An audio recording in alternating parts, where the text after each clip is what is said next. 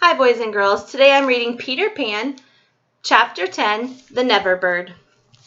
Out on the water, the Lost Boys had won their fight with Smee and Starkey, but they couldn't find Peter or Wendy or Hook.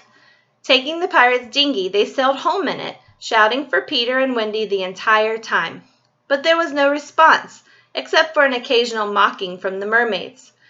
They must be swimming or flying back, the boys concluded. Had they stayed in the lagoon, they might have soon heard two voices crying for help. Peter and Wendy, he injured and she weak, had climbed back onto Marooner's Rock.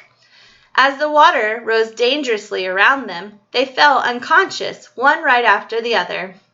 A mischievous mermaid pulled Wendy by her toe, trying to get her into the water. Feeling her slip from him, Peter woke up just in time to pull her back. "Our rock is shrinking," he told her. "Soon it will be gone." "Let's go then," Wendy cried. "We can swim or fly away." "I can do neither," Peter replied. "I have been injured. You go."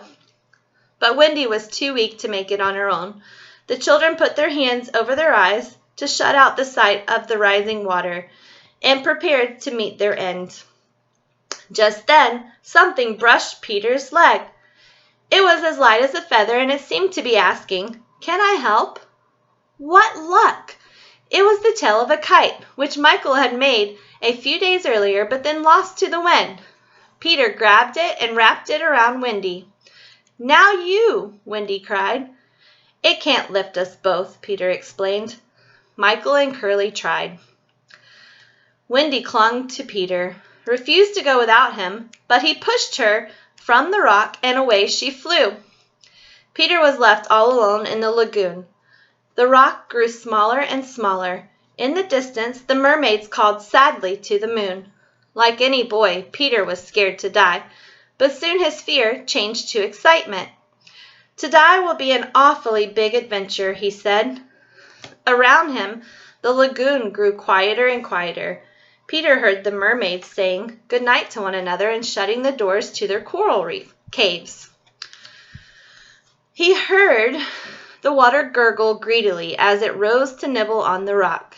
Then he saw something white floating on the water. He thought it was a piece of paper, or perhaps a piece of Michael's kite. But as he continued to stare at it, he realized that it had a more definite sense of purpose than a mere piece of paper would have.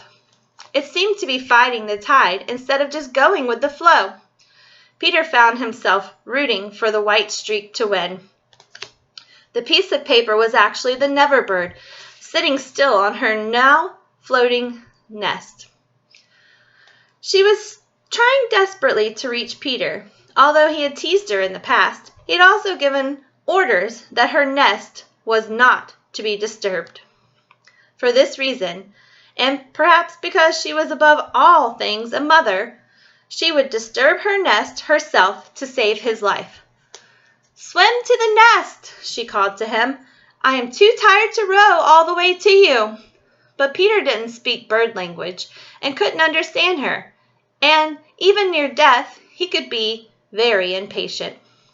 "What are you quacking about?" Peter asked rudely.